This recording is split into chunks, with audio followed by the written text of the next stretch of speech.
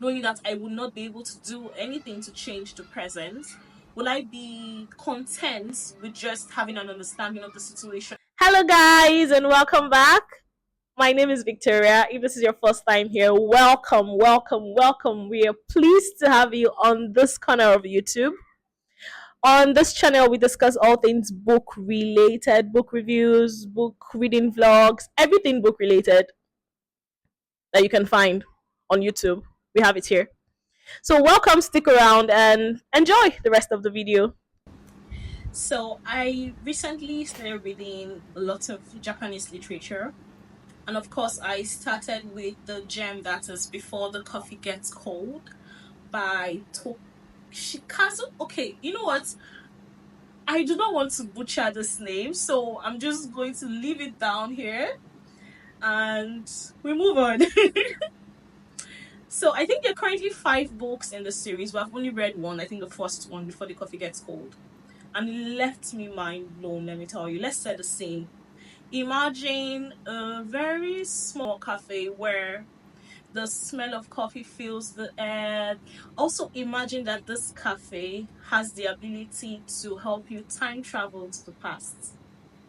Who saw that one copy? But that's the cafe, Cafe Funiculi Funicula. It's a time travel cafe where if you get a seat in a particular seat, you'd be able to visit a particular moment in the past in the cafe and sort of gain an understanding of situations in your life. Now, here's the twist about this really cozy cafe. If you sit in a particular seat, you get to travel back to a specific moment in time within the cafe. But there are a ton of rules guiding this time travel experience. That's literally what the book is about.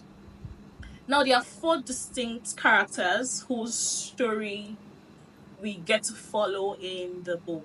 There's Fumiko. Fumiko is a very beautiful, career oriented woman who wants to travel to the past because her boyfriend Goro moves to America to pursue his dream career. Fumiko is actually the first person whose story we'll be introduced to when reading the book. Next, we have Kazu Tokita, and she's a waitress in the cafe. She's also the only one with the ability to pour the coffee that sends you to the past. The how to describe it.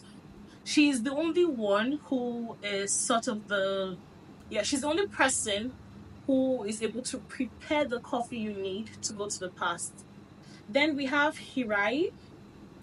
She's a regular at the cafe and she sort of owns the business next door, a snack bar next door. And she comes into the cafe regularly every morning before work to enjoy a cup of coffee, chat with the patrons, the owner and the waitress, and just have a good time before she resumes her work. That's Kirai.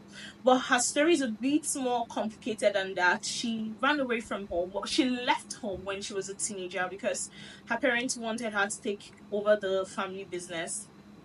And since she left home, she has not been in contact with anyone in her family. She has been avoiding them. Her sister has tried to reach out to her on multiple occasions and she just never gets back to her. She just does her thing. Like she hides, she runs, and she also wants to travel back in to the past. Okay, so Hirai wishes to travel back in time to the past to reconnect with her sister who has been trying to reach her.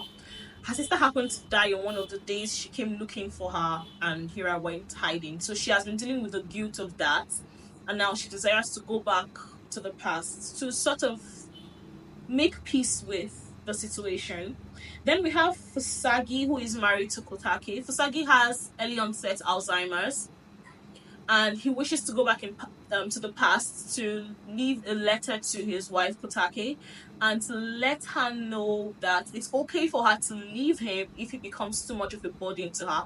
He doesn't want her to treat him as one of her patients because Kotake is a nurse. And then we have Kei. Kay is the wife of the owner of the cafe Nagari, and Kay doesn't wish to go back to the past. She wishes to go to the future. Kay has been living with heart issues ever since she was a child, and she has been in and out of the hospital. So she discovers she's pregnant, and it dawns on her after a doctor's appointment that she is not going to live to see her child, and her desire is to go to the future. So she's able to connect with her child. And finally, the most important character to me in the cafe is the ghost. She earned the title of the ghost because she came into the cafe to see her husband in the past, and she broke the most important rule of time traveling within the cafe, and she couldn't make it back again. She died, and now she just occupies the time traveling seat in the cafe. She never leaves that seat. She's seated there 24/7. She only stands up to use the bathroom once a day, which sort of creates a bit of difficult situations for people who are looking to travel in the past, because you need to get her out of the seat or wait long enough for her to leave the seat before you can sit and have your own time traveling experience. So these are the sort of major characters in the book that we come across. Now I'm going to talk about the rules. The first rule is that you can only time travel to meet someone who has already visited the cafe. Tricky. Because imagine if the only reason why you want to time travel is to meet someone who has never heard of the cafe, never been to the cafe. It sort of complicates things a little for you. The second rule states that if you do go back to the past, you can't change anything in the present. Third rule is that there is only one seat in the cafe that allows you to time travel, and I already explained that that seat is occupied by the ghost. The fourth rule is that when you do time travel to the past, you have to remain seated on that seat. You're not allowed to go to a different seat. You have to remain seated there. And the fifth and most important rule of them all is that there's a time limit. You have to drink your coffee before it gets cold. So this is a bit of a lot of rules for anyone looking to travel to the past. You have to remember that your emotions do not come into play. Whatever it is you're feeling, whatever it is you're hoping for, you have to stick to those rules, or else you become the ghost. So to me, what really stood out about this book is not so much the concept of time travel.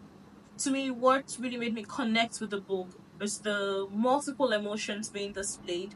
We get to see love, we get to see regret, we get to see guilt, we get to see the characters deal with every human emotion: joy, sadness, acceptance of whatever life throws your way, and you get to experience it alongside them. That to me was the most beautiful thing about the book. And I began to ask myself, like, what would I do if I were in their position? Say I had the opportunity to travel back in time on the conditions that I can change anything that has happened. I only have to leave the past that I do visit with a better understanding of the situation.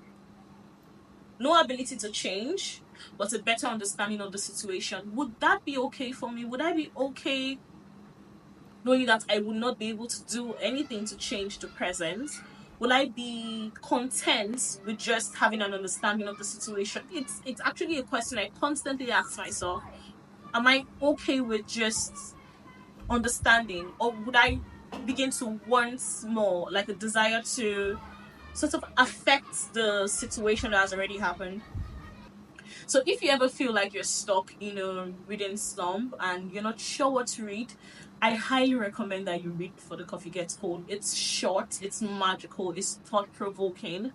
It's not really the usual recommendations you would get on social media platforms, but it's a really good read. It's one of those books that would have you questioning life choices.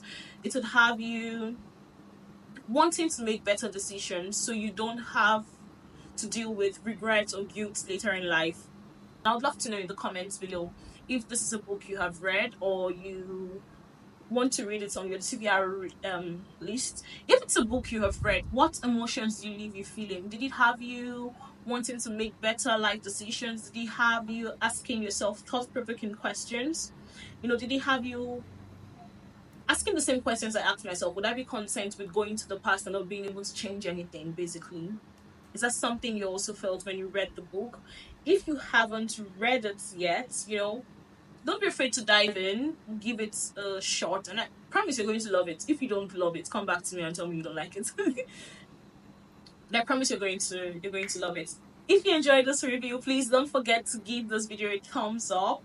You can also connect with me on my social media channels, which I'll link in the description box down below. I'm an active yapper on Instagram for book lovers. I also have Fable and Goodreads, so you can connect with me anywhere and we can continue the yap session as long as you want. I look forward to hearing from you guys and see you in the next video. Until next time, happy reading, and remember, life is too short for bad books and cold coffee. Bye, guys!